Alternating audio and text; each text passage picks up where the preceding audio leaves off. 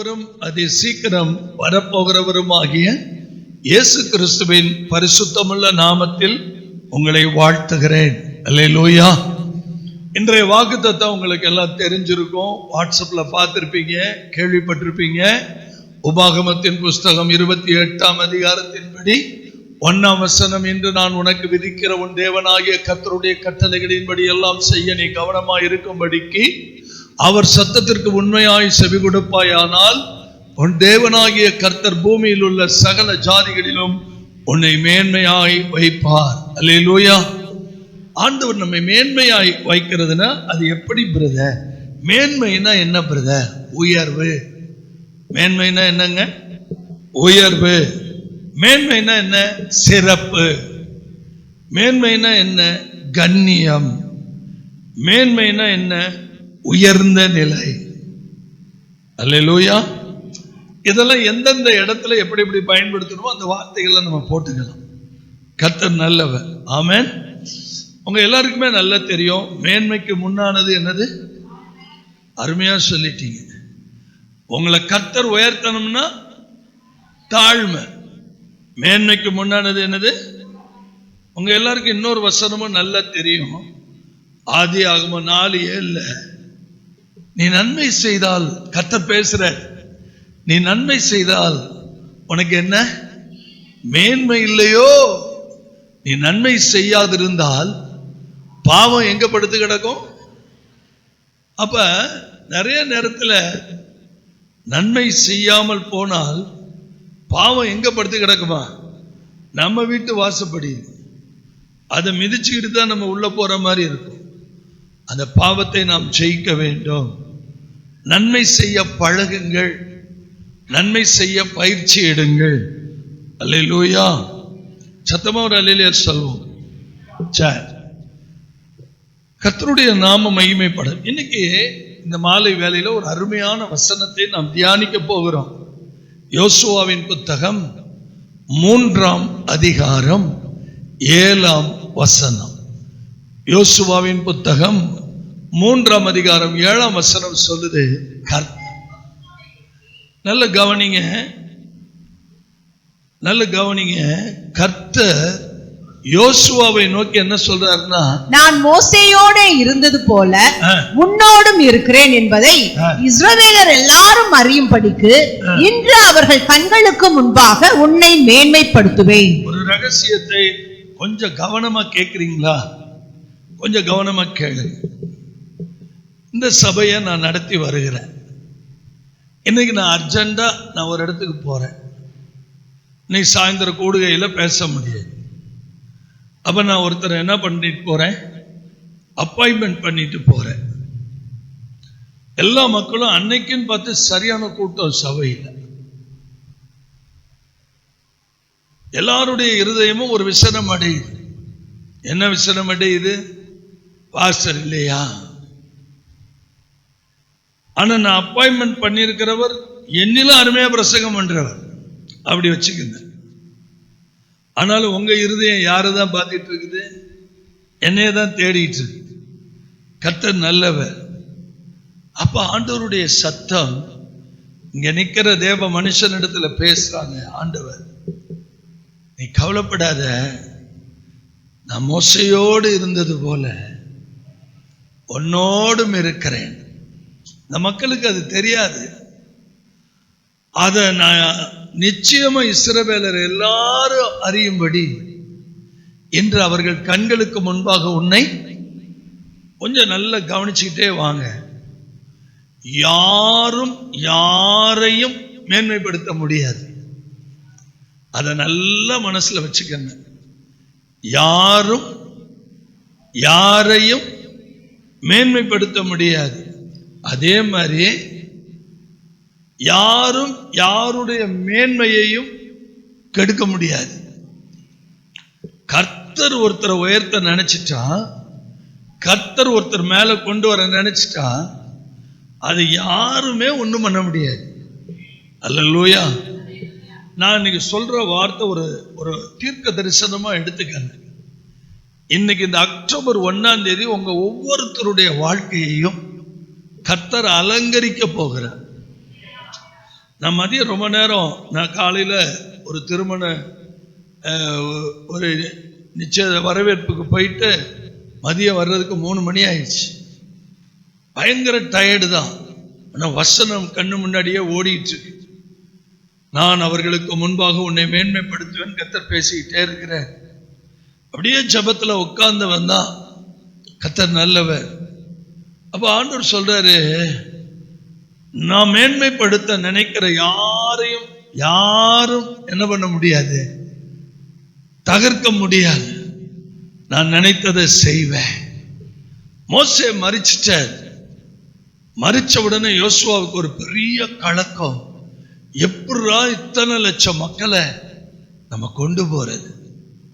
ஆபிரகாமினுடைய தரிசனம், எனக்கு ஜனங்களை தாரும், சோதோமின் ராஜா என்னை ஐஸ்வர்யவானாக்கினான் என்று சொல்லாதபடிக்கு ஒரு சரட்டை.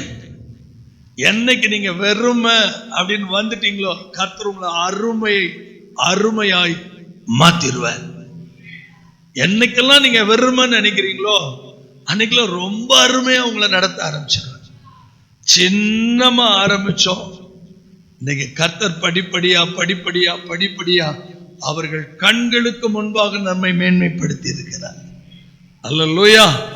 இந்த சபைக்கு உரிய ஆசீர்வாதமே அதான். உங்க ஒவ்வொருத்தரையும் கர்த்தர் மேன்மைப்படுத்த போறார். உங்க பிள்ளைங்களை மேன்மைப்படுத்துவார்.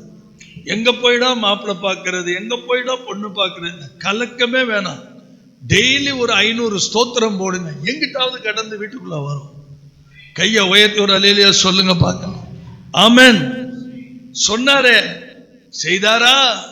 செய்தார். யோசுவா 4ஆம் அதிகாரம் 14ஆம் வசனத்தை பாருங்க. அந்நாளிலே கர்த்தர் யோசுவாவை சகல இஸ்ரவேலரின் கண்களுக்கு முன்பாகவும் மேன்மைப்படுத்தினார். அல்லேலூயா. அவர்கள் மோசேக்கு பயந்திருந்தது போல அவனுக்கும் அவன் உயிரோடு இருந்த நாளெல்லாம் பயந்திருந்தார்கள். எப்படி மோசே ஒரு நல்ல தலைவனா இருந்து ஒரு தலைமுறைக்கு ஆசீர்வாதமான தலைவனா இருந்தாரோ, அவருக்கு பின்னாடி வந்த யோசுவாவும் அதே போல ஒரு ஆசீர்வாதத்தின் தகப்பனா இருந்தார். இதை யாரும் ஒண்ணுமே பண்ண முடியாது. இன்னைக்கு செய்தி என்னன்னா, கர்த்தர் உங்களை மேன்மைப்படுத்த போற 100%. ஆண்டவர் உங்களை மேன்மைப்படுத்தாம விட மாட்டார். நீங்க டைட்டிலே போட்டுக்கலாம். என்ன போட்டுக்கலாம்? கர்த்தர் என்னை மேன்மைப்படுத்த போகிறார். அல்லேலூயா. என்னை மேன்மையாக வைக்க போகிறார். ஆமென். சரி, இப்ப இன்னொரு சப்ஜெக்டுக்குள்ள நம்ம போவோம். அங்க என்ன நடக்குது பாருங்க. நியாயாதிபதிகளின் புஸ்தகம், எல்லாரும் எடுத்துக்கங்க. நியாயாதிபதிகளின் புஸ்தகம் 4ஆம் அதிகாரம். நியாயாதிபதிகள் 4ஆம் அதிகாரம். அந்த 4ஆம் அதிகாரத்துல 9ஆம் வசனம் படிங்க. அதற்கு அவள், நான் உன்னோட கூட நிச்சயமாய் வருவேன், ஆனாலும் நீ போகிற பிரயாணத்தில் உண்டாகிற மேன்மை உனக்கு கிடையாது. கர்த்தர் சிசராவை ஒரு ஸ்திரீயின் கையில் ஒப்பு கொடுப்பார் என்று சொல்லி தெபோராள் எழும்பி பாரோக்கோட கூட கேதேசுக்கு போனாள். அல்லேலூயா. இந்த வசனம் என்னன்னு புரியுதா உங்களுக்கு? இந்த வசனம் என்னன்னு புரியுதா? நல்ல கவனிங்க, நல்ல கவனிங்க. 4வது வசனம், நியாயாதிபதிகள் 4ஆம் அதிகாரம். எல்லாரும் எடுத்துக்கங்க. நியாயாதிபதிகள் 4ஆம் அதிகாரம் 1வது வசனத்திலிருந்து பாத்தீங்கன்னா, ஏகூத்து மரணம் அடைந்த பின்பு இஸ்ரவேல் புத்திரர் திரும்ப கர்த்தரின் பார்வைக்கு பொல்லாப்பானதை செய்து வந்தார்கள். ஆகையால் கர்த்தர் அவர்களை ஆத்சோரில் ஆளுகிற யாபீன் என்னும் கானானியனுடைய ராஜாவின் கையிலே விற்று போட்டார். அவனுடைய சேனாதிபதிக்கு சிசரா என்று பெயர். அவன் பிரஜாதிகளுடைய பட்டணமாகிய ஆரோசேத்திலே குடியிருந்தான். அவனுக்கு 900 இருப்பு ரதங்கள் இருந்தது. அவன் இஸ்ரவேல் புத்திரரை 20 வருஷம் கொடுமையாய் ஒடுக்கினான். இஸ்ரவேல் புத்திரர் கர்த்தரை நோக்கி முறையிட்டார்கள். அக்காலத்தில் லபிதோப்பின் மனைவியாகிய தெபோராள் என்னும் தீர்க்கதரிசியானவள் இஸ்ரவேலை நியாயம் விசாரித்தாள். தெபோராள்னா என்ன அர்த்தம் தெரியுமா உங்களுக்கு? தேனின்னு அர்த்தம். தெபோராள்னா என்ன? தேனி. இன்னொரு அர்த்தம் இருக்கு, தீவட்டின்னு அர்த்தம். நல்ல ஒரு ஸ்ட்ராங்கான பெண்மணி. கையை உயர்த்தி ஒரு ஆமென் சொல்லுங்க. இந்த எப்ராஹிம் மலை தேசமாகிய ராமாவுக்கும் பெத்தேலுக்கும் நடுவில் இருக்கிற தெபோராலின் பேரிச்சம் மரத்தின் கீழே குடியிருந்தால் அங்கே இஸ்ரவேல் புத்திரர் அவளிடத்திற்கு எனக்கு வந்தாங்க, நியாய விசாரிக்கிறதுக்காக வந்தாங்க. இப்ப இந்த தெபோரால் என்ன செய்யறாங்க பாருங்க. நப்தலியில கேதேசில் இருக்கிற அபினோகாமின் குமாரன் பாராக்கை வரவழைத்து, நீ நப்தலி புத்திரரிலும் செபலோனின் புத்திரரிலும் 10,000 பேரை கூட்டிக் கொண்டு தாபோர் மலைக்கு என்ன செய்ய கடவாய்? நான் யாபீனின் சேனாதிபதியாகிய சிசராவையும் அவன் ரதங்களையும் அவன் சேனையையும் கீசோன் பள்ளத்தாக்கில் உன்னிட வர இழுத்து அவனை உன் கையில் ஒப்பு கொடுப்பேன் என்றும் இஸ்ரவேலின் தேவனாகிய கர்த்தர் உனக்கு கட்டளையிடவில்லையா என்றான். அல்லேலூயா. ஒரு ப்ராஃபஸி சொல்றாங்க இந்த அம்மா. சிசராவை ஆண்டவர் உன் கையில கொடுக்க போறாரு, நீ எழுப்பி போன. சந்தோஷமா? ஆமென்.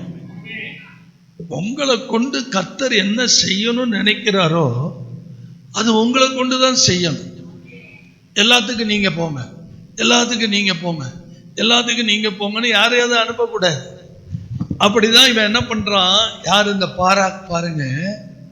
தெபோரால்கிட்ட சொல்றான், நீங்களும் என் கூட வாங்க. எப்படி? நீங்களும் கூட வாங்க. பயந்தாங்கொழித்தானோ ஆவிக்குரிய பிள்ளைகளை விட்டு விலகணும். நம்ம சொல்றாங்க, ஏய் நான் சொல்லிட்டேன்ல கர்த்தர் உன் கையில ஒப்பு கொடுப்பார். ஒப்பு கொடுப்பாருன்னா ஒப்பு கொடுப்பார்றா, புறப்படுறான். இவனை தைரியப்படுத்துறது யாரு? ஒரு பெண்மணி. ஆனா இவன் பயந்தாங்கொழியாவே இருக்கிறான்.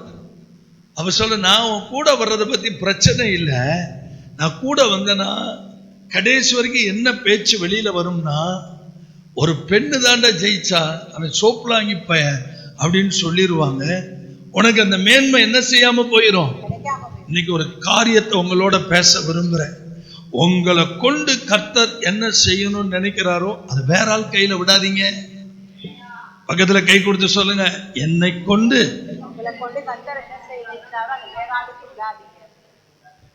நான் போகிற பிரயாணத்தில் இன்னொரு பெண்மணிக்கு என்ன மேன்மை வரணும், நான் போகிற பிரயாணத்தில் எனக்கு தான் மேன்மை வரணும்.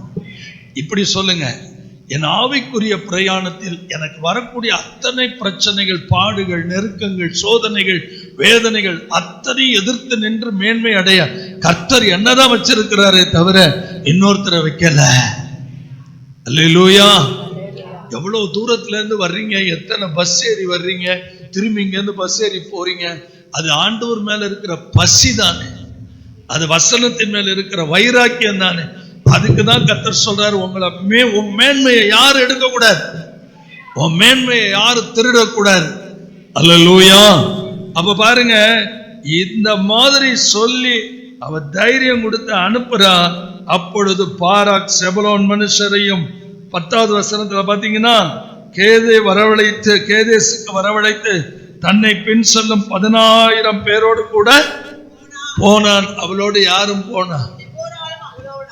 அப்படியே இந்த சப்ஜெக்ட் அப்படியே நீங்க படிச்சுக்கிட்டே வந்தீங்கன்னா, கேனானியனாகிய ஏபேர் என்பவன் மோசேயின் மாமனாகிய ஓபாயின் புத்திரராய் இருக்கிற கேனீரை விட்டு பிரிந்து கேதேசின் கிட்ட இருக்கிற சானாயும் என்னும் கர்வாலிகள் அருகே தன் கூடாரத்தை அபினோகாமின் குமாரன் பாராக் தாபோர் மலையில் ஏறி போனான் என்று சிசராவுக்கு என்ன செய்யப்பட்டது?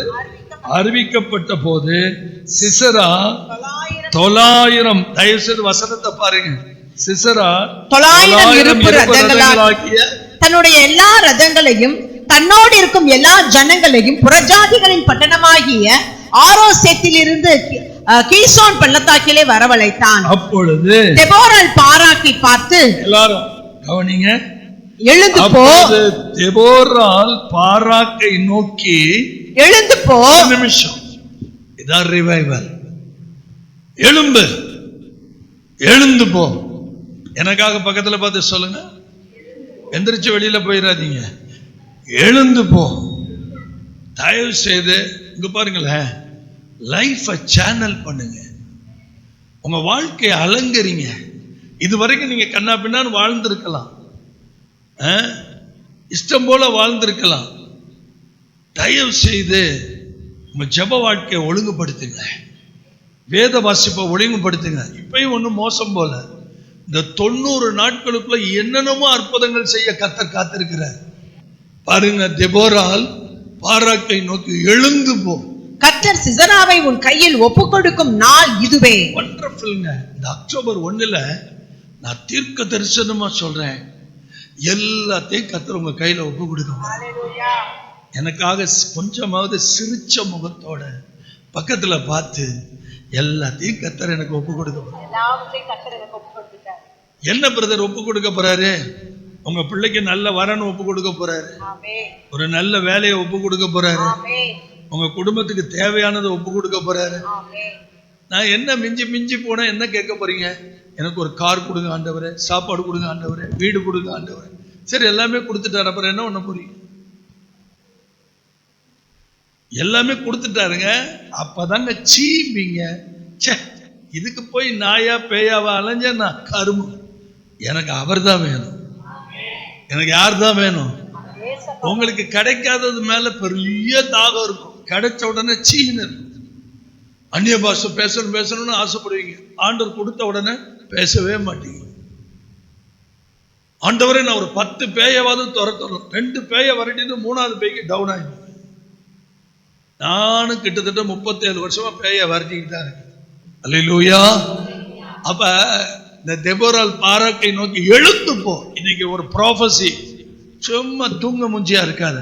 எழும்பு, எழும்பு. 3 மணிக்கு எழும்பு, 4 மணிக்கு எழும்பு, 5 மணிக்கு எழும்பு. பைபிளை கையில எடு, படி, ஜெபம் பண்ணு. அல்லேலூயா. 2 நாளைக்கு கஷ்டமா இருக்கும், 3 நாளைக்கு கஷ்டமா இருக்கும். லைஃபை சேனல் பண்ணு. படுத்து படுத்து கிடக்காதீங்க, இந்த உடம்பு நாசமா போயிடும். ஓடி ஓடி ஓடி ஓடி என்ன மாதிரிலாம் சைக்கிள் உங்களால எல்லாம் ஓட்டி இருக்கவே மாட்டீங்க. சிம்பிளா ஒரு எக்ஸாம்பிள் சொல்றேன். ரோட்ல பெரிய கழுதப்படுத்து கிடக்கு, தெரியல, லைட் எல்லாம் எரியல, ஸ்ட்ரீட் லைட்டே எரியல. எங்க கடையில ஒரு தம்பி வேலை பார்த்தான், சேகர்னு ஒரு தம்பி. எங்க கடையில இருந்து பழைய பஸ் ஸ்டாண்டுக்கு தாங்க ஓட்டிட்டு போறேன் சைக்கிள்ல. வண்டி மேல என்னமோ பேசவே மாட்டான், வாய் திறக்க மாட்டான். அண்ணேங்கிறான், என்னன்னு எனக்கு கேட்கல. நான் போற வேகத்துல பஸ்ஸை பிடிக்கணும். வண்டி ஏறி இப்படி இறங்கு, இவ்வளவு பெரிய ஸ்பீட் பிரேக்கர் போட்டு. நான் கேட்கிறேன், சேகர ஏன்னா இவ்வளவு பெரிய ஸ்பீட் பிரேக்கர் போட்டிருக்காங்க அப்படின்னு. இப்படி ஏறி இப்படி இறங்குது. 2 தடவை அப்படி கழுத மேல ஏற்றி இறக்கி இருக்கிறேன். அப்படி ஓட்டுவேன் சைக்கிள், அப்படி ஆள் இப்படிதான் இருப்பேன். கேட்டு பாருங்க, எனக்கு எல்லாரும் சொல்லுவாங்க, மின்னல் மாதிரி போவேன் சைக்கிள். சைக்கிள் ஊழியத்தை அடிச்சுக்கவே முடியாது. அல்லேலூயா. இங்க இருந்து ஆரங்களுக்கு சைக்கிள்ல போயிட்டு வண்டியை ஓரமா போட்டுட்டு அங்க இருக்கிற அந்த மாதா சென்டர்ல போய் எல்லா வீடுகள்லையும் பிங்கேர காலனியில நல்ல ஊழியம் பண்ணிட்டு வருவேன். கர்த்தர் நல்லவர். ஆமென் சொல்லுங்க. இன்னைக்கு ஒரே ஒரு வார்த்தை உங்களோட பேசுறேன். இந்த சின்ன பிள்ளைங்க, வாலிப பிள்ளைங்க, வாழ்க்கையில சோம்பேறியா இருக்க கூடாது. எழுந்து போ. 5 மணி ஆராதனைக்கு எழுந்து போ. ஒவ்வொரு முஸ்லிம் குழந்தைகளும் பார்த்தீங்கன்னா காலங்காத்தால 5 மணிக்கு தலையில ஒரு பர்தா மாதிரி போட்டுட்டு தூண்டு எல்லாம் தேவ தூதர் மாதிரி போயிட்டு எழுந்து போ. இன்னைக்கு ஒரு ப்ராஃபசி, நீ நல்லா இருக்கணும்னா எழுந்து போ. பக்கத்துல கை கொடுத்து சொல்லுங்க, நீ நல்லா இருக்கணும்னா என்ன பண்ண? எழுந்து போ. எங்கேயும் நீ கர்த்தருக்காக நீ எழும்பணும். இந்த வார்த்தை தெபோரால் தேர்ந்து வந்துச்சு. கர்த்தர் சிசராவை உன் கையில் ஒப்பு கொடுக்கும் நாள். எல்லாரும் நான் இன்னைக்கு சொல்ற தீர்க்க தரிசனத்தை இந்த டைரியில் எழுதி வச்சுக்கோங்க. அக்டோபர் 1ஆம் தேதி உங்க வாழ்க்கையில எதுக்கெல்லாம் ஜெபிச்சீங்களோ அத்தனை உங்க கையில ஒப்பு கொடுக்கிறார். பக்கத்துல பார்த்து சொல்லுங்க, அத்தனையும் உங்க கையில ஒப்பு கொடுக்கிறார். சொல்லுங்க, அத்தனையும் உங்க கையில ஒப்பு கொடுக்க நாள் இதுவேன்னு சொல்லிட்டு அடுத்த வார்த்தை சொல்றா, கர்த்தர் உனக்கு முன்பாக புறப்படவில்லையா? இங்க பாருங்க, அவ தேனிங்க, அவ கூனி இல்ல, தேனி, ஓடி ஓடி உழைக்கிறவ. அதனால அவ சொல்றா, கர்த்தர் புறப்பட்டுட்டாரு, தூங்க மூஞ்சி, என்ன பண்ணிட்டு இருக்கிற? கர்த்தர் புறப்பட்டாரியா? உடனே பாராக்கும் அவன் பின்னாலே 10,000 பேரும். தாபோர், தாபோர்னா என்ன தெரியுமா? சாம்பிராணி மலை, அருமையான மலை. இந்த மலையில நின்று நாங்க போகும்போதுதான் எங்க கைடு சொன்னா, அந்த கீழே இருக்கிற அந்த பேரிச்ச காட்டுக்குள்ளதான் தெபோராளுடைய வீடு இருந்துச்சு. நல்ல கவனிங்க, அந்த தாபோர் அருமையான இடம். அந்த தாபோர், கொல்கதா மலை, தாபோர் மலை, ஒலிவ மலை, இதெல்லாம் எருசலேமுக்கு முக்கியமான காரியம். பாராக்கும் அவன் பின்னாலே 10,000 பேரும் தாபோர் மலையிலிருந்து என்ன பண்ணாங்க? இறங்கினார்கள். அடுத்த வசனம் பாருங்க. கர்த்தர் சிசராவையும் அந்த எல்லா ரதங்களையும் சேனை அனைத்தையும் பாராக்குக்கு முன்பாக பட்டய கற்கினால் கலங்கடித்தார். சிசரா ரதத்தை விட்டு இறங்கி கால்நடையாய் ஓடி போனான். எல்லாத்தையும் விட்டுட்டு எப்படி போயிட்டான்? தப்பிச்சோம் பொழைச்சோம் போயிட்டான். இனிமேதான் ரொம்ப அருமையான ஒரு காரியம் இருக்கிறது. அப்படி ஓடி போனாலும் பாராக் ரதங்களையும் சேனைகளையும் புறஜாதிகளுடைய ஆரோசேத் மட்டும் துரத்தினான். சிசராவின் சேனையெல்லாம் பட்டயக்கருக்கினால் விழுந்தது, ஒருவனும் மீதியாய் இருக்கவில்லை. சிசரா கால்நடையாய் கேனியனான ஏபேரின் மனைவி யாகேலுடைய கூடாரத்திற்கு ஓடி வந்தான். நல்ல கவனிங்க. கேனியனான ஏபோரின் மனைவி யாகேலுடைய கூடாரத்துக்கு ஓடி வந்தான்.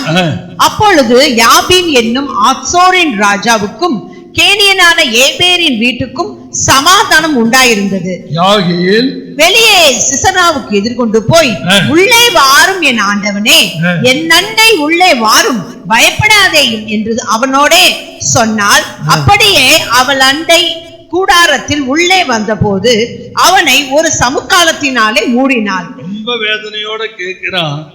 அவளை பார்த்து, குடிக்க எனக்கு கொஞ்சம் தண்ணி கொடு, தாகமா இருக்கிறேன் என்றால், அவள் தண்ணி கேட்டதுக்கு என்ன கொடுத்தா? அவள் பால் துருத்தியை திறந்து அவனுக்கு குடிக்க கொடுத்து திரும்பவும் அவனை மூடினாள். அப்பொழுது அவன், நீ கூடார வாசலிலே நின்று யாராவது ஒருவன் வந்து இங்கே யாராகிலும் இருக்கிறார்களா என்று உன்னிடத்தில் கேட்டால் இல்லை என்று சொல் என்றாள். பின்பு ஏபேரின் மனைவியாகிய யாகேல் ஒரு கூடார ஆணியை எடுத்து, எல்லாரும் நல்ல கவனிங்க, இந்த இடம் ரொம்ப முக்கியமானது. ஒரு கூடார ஆணியை எடுத்து தன் கையிலே சுத்தியை பிடித்துக் கொண்டு மெல்ல அவன் அண்டையில் வந்து அவன் நெற்றியிலே அந்த ஆணியை அடித்து போட்டாள். அது உருவி போய் தரையிலே புதைந்தது. அப்பொழுது ஆயாசமாய் தூங்கின அவன் செத்து போனான். அடுத்த வசனம் பாருங்க. பின்பு சிசராவை தொடருகிற பாராக் வந்தான். அப்பொழுது யாகேல் வெளியே அவனுக்கு எதிர்கொண்டு போய், வாரும், நீர் தேடுகிற மனுஷனை உமக்கு காண்பிப்பேன் என்று சொன்னாள். அவன் அவளிடத்திற்கு வந்தபோது இதோ சிசரா செத்து கிடந்தான். ஆணி அவன் நெற்றியில் அடித்திருந்தது. இப்படி தேவன் அந்நாளிலே கானானியரின் ராஜாவாகிய யாபீனை இஸ்ரவேல் புத்திரருக்கு முன்பாக தாழ்த்தினார். இஸ்ரவேல் புத்திரரின் கை கானானியரின் ராஜாவாகிய யாபீனை நிர்மூலமாக்கும் மட்டும் அவன் மேல் பலத்து கொண்டே இருந்தது. யாரு அடிச்சிருக்கணும்? யாரு அடிச்சிருக்கணும்? பாராக்கு சிசராவை அடிச்சிருக்கணும். ஒரு பெண்ணுக்கு வரப்போகிற மேன்மைக்கு முன்னாடி நீ முந்த வேணாமா? இதை சொல்லி கொடுத்ததே ஒரு பெண்ணு. தெபோராள் தீர்க்கதரிசி சொல்றாங்க, ஏய் சோம்பேறி, எழுந்து போ. நான் இன்னைக்கு சொல்றது உங்களுக்கு புரியுதா என்னன்னு எனக்கு தெரியல. உங்கள் கையில கொடுத்த பொறுப்பை நீங்க துடிச்சு செய்யணும். உங்களுக்கெல்லாம் இந்த மேன்மை தெரியல. உங்களுக்கெல்லாம் இந்த மேன்மை தெரியல. நான் அதனாலதான் பிள்ளைகளுக்கு கஷ்டத்தை சொல்லி வளர்க்கணும். உங்க அப்பா திடீர்னு இந்த லெவலுக்கு நான் வரல, உங்க அம்மா நான் திடீர்னு இந்த லெவலுக்கு வரல.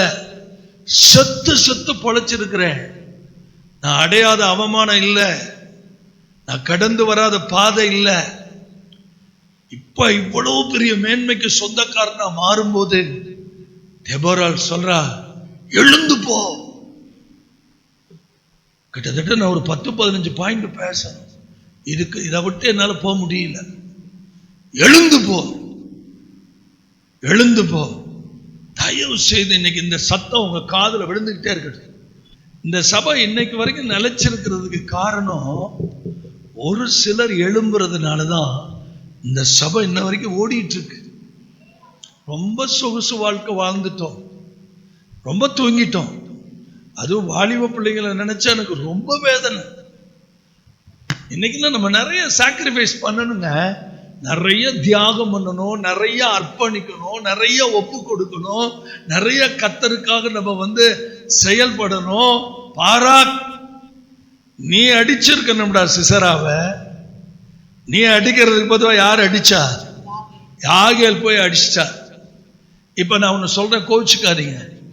எனக்கு வரக்கூடிய மகிமை இன்னொருத்தருக்கு போனா உங்களுக்கு எப்படி இருக்கும்? என்ன பிரதர் இப்படி பயமுறுத்துறீங்க? சிம்பிளா நான் சொல்லி முடிச்சிடவா? சிம்பிளா சொல்லி முடிச்சிடவா? தேவ ராஜ்யம் எப்படிப்பட்டவர்களுடைய கையில் ஒப்பு கொடுக்கப்பட்டிருக்கு தெரியுமா? கனி கொடாதவர்களிடத்திலிருந்து அது பிடுங்கப்பட்டு அதற்கேற்ற கனி கொடுக்கிறவர்களிடத்தில் அது ஒப்பு கொடுக்கப்படுகிறது. இதை சொன்னது யாரு? அதுவும் தெரியல. யோவான்ல ஏசப்பா சொன்ன வார்த்தை. தேவ ராஜ்யம் உங்களிடத்திலிருந்து நீக்கப்பட்டு யார் கையில ஒப்பு கொடுக்கப்படுது? கர்த்தருக்கு முன்னாடி நான் இந்த இடத்துல நின்று சொல்றேன். இந்த ஒரு வசனத்தை நினைச்சுதான் நான் நடுங்குவேன். என் கையில கொடுத்திருக்கிற வேலையை நான் செய்யலைன்னா இன்னொருத்தன் பூந்து விளாண்டுருவாங்கிற பயம் எனக்கு இப்ப வரைக்கும் உண்டு. அதுக்குதான் ராத்திரில எந்திரிக்கிறேன், 3 மணிக்கு எந்திரிக்கிறேன், தூக்கத்தை தியாகம் பண்றேன், சாப்பாட்டை தியாகம் பண்றேன், சரீரத்தை ஒடுக்கிறேன். எவ்வளவு கஷ்டமானாலும் ஊழியத்தின் பாதையில ஓடுறேன். 3 கிட்டத்தட்ட 3-4 முறை வயிறை கிழிச்சாலும் ஆண்டவருடைய இரக்கத்தினால இந்த சத்தம் குறையல. இன்னைக்கு இந்த வரவேற்புல மேல நின்று ஜெபிச்சு முடிச்சவன ஒரு ஊழியர் கேட்கிறார், அண்ணா சூப்பர் ஆயிட்டீங்களே, நல்லா தேறிட்டீங்களே, பழைய ஆள் மாதிரி வந்துட்டீங்களே அப்படி சொல்லு. அதுதான் நமக்கு கெத்து. எவனும் நம்மளை கழுத்து பயன்னு சொல்லிடக்கூடாது. எழுந்து போ, எழுந்து போ, எழுந்து போ. வாலிப பிள்ளைங்க தான் இன்னைக்கு சோம்பேறிகளா இருக்குது. அது ரொம்ப துக்ககரமா இருக்குது. இந்த இவன் மாதிரி, யார் மாதிரி? பாராக் மாதிரி. இன்னைக்கு இதோட நான் முடிக்கிறேன். நிறைய பேசணும்னு ஆசை, பேச முடியல. எழுந்து போங்கிறதோட மனசுல வச்சுக்க. தூக்கத்தை விட்டு எழுந்து போ, தூசியை விட்டு எழுந்து போ, அசுத்தத்தை விட்டு எழுந்து போ. ஹல்லேலூயா. கர்த்தர் உன்னோட வருவார். ஜோமனோமா எழுமன்னு எல்லாரும் எழும. கிருபையே கிருபையே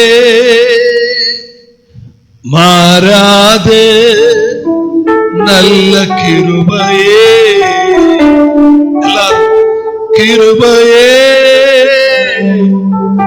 கிருபையே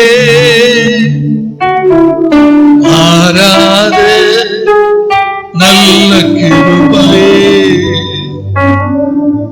அன்புள்ள ஆண்டவரே, இரக்கங்களின் பிதாவே, உம்முடைய சன்னிதானத்தில் எங்களை தாழ்த்துகிறோம். வானத்தின் கதவுகள் திறக்கப்படட்டும். பாராக், எழுந்து போ. உனக்கு வர்ற மேன்மை எங்கேயும் போயிடக்கூடாது.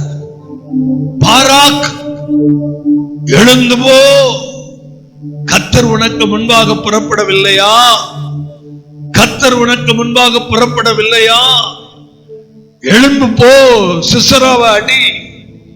பரிசுத்த ஆவியானவர் சாத்தானின் ராஜ்யத்தை அழிக்கிற தேவ பிள்ளைகளை தேடுகிறார். சாத்தானின் ராஜ்யத்தை அழிக்க துடிக்கிற தேவ பிள்ளைகளோடு கர்த்தர் செயல்பட துடிக்கிறார். கர்த்தருடைய வல்லமை உங்களை நிரப்புவதாக. தேவ வல்லமை உங்களை நிரப்புவதாக. பரலோக வல்லமை உங்களை நிரப்புவதாக. கர்த்தர் உங்களை பராக்கிரமசாலிகளாய் மாற்றுவாராக. ஒவ்வொருவரை ஒரு எழுப்புதல் வீரராக மாற்றும். இயேசுவின் நாமத்தில், இயேசுவின் இரத்தத்தில் ஜெயம் எடுக்கிறேன் பிதாவே. பக்கத்துல கை கொடுத்து சொல்லுங்க, உங்களுக்கு வர்ற மேன்மைய நீங்க விட்டுறாதீங்க. கர்த்தர் உங்க முன்னாடி புறப்பட்டுட்டார். இப்ப நீங்க எழுந்து போ. அல்லேலூயா. God bless you.